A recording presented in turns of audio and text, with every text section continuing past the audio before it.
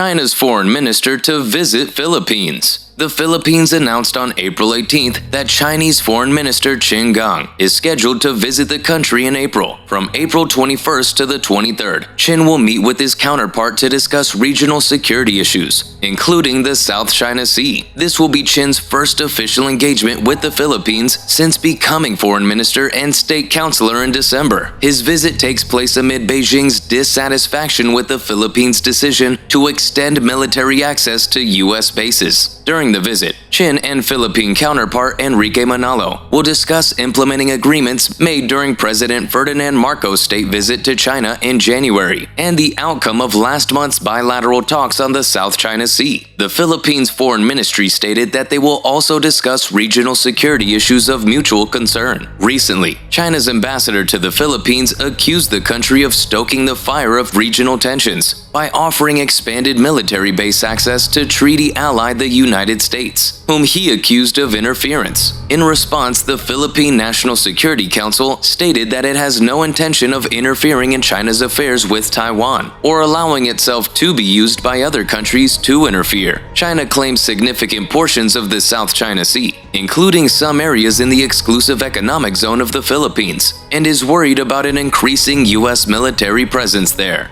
Hello, and if you're new to the channel, this is N.D.P. News. Every day, we dive deep into the world of geopolitics and current international affairs around the globe. If you'd like to support the channel, why not drop a like and hit that subscribe button? Anyways, let's get back in today's topic.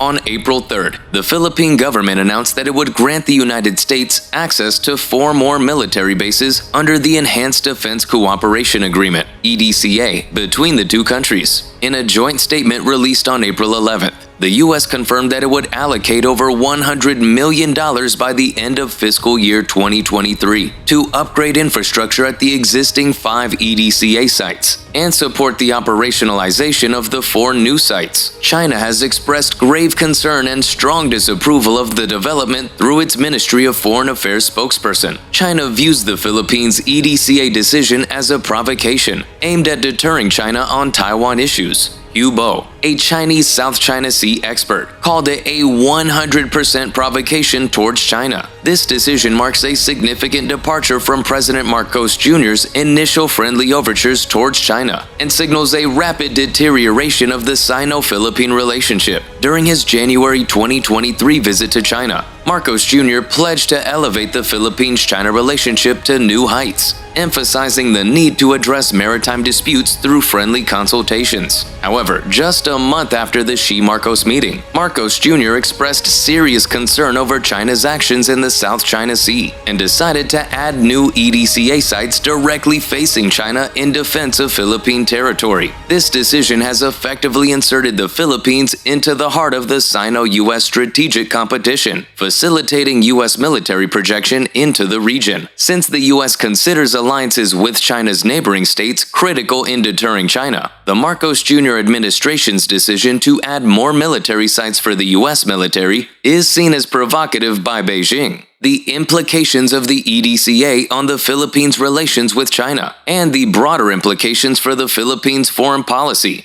The upgraded Enhanced Defense Cooperation Agreement, EDCA, between the United States and the Philippines has fueled the belief among top Chinese leadership that the U.S. is pursuing a global campaign of encirclement and suppression against China. John Bolton, former U.S. National Security Advisor under the Trump administration, has recently argued that the U.S. should enhance and replicate Indo-Pacific security efforts, like the Quadrilateral Security Dialogue, Quad, and the Australia-United Kingdom-US, AUKUS, trilateral arrangement to encourage more Asian states to join a new Asian NATO. These developments have only reinforced China's perception that the upgraded EDCA is a response to a potential US-China military clash across the Taiwan Strait. China has good reasons to believe that the Philippines has effectively joined the U.S. in making preparations to defend Taiwan. 3 of the 4 new military sites that the Philippines has allowed the U.S. to use are located south of Taiwan. The Chinese ambassador in Manila has even stated that these new EDCA sites are a stone's throw away from Taiwan, although Manila claims that the new EDCA sites are defensive in nature and intended primarily for disaster relief. This argument is unlikely likely to reassure Beijing. China's response to perceived violations of the One China principle is swift and long-lasting. The opening of a diplomatic office using the name Taiwan in Lithuania led to the downgrading of diplomatic relations between China and Lithuania in 2021. Similarly, Beijing perceives Manila as moving in the opposite direction to provoke China, despite President Marcos Jr.'s assertion that the new EDCA sites are not intended for launching offensive attacks.